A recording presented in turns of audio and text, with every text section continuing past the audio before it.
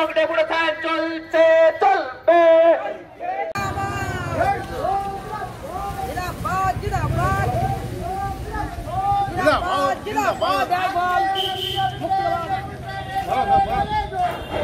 মূলত খেটে খাওয়া গরিব মানুষ ক্ষেতমজুরদের অধিকার 100 দিনের কাজ, সেই কাজের দাবিতে আমাদের আজকের এই অবস্থান বিক্ষোভ অভিযান।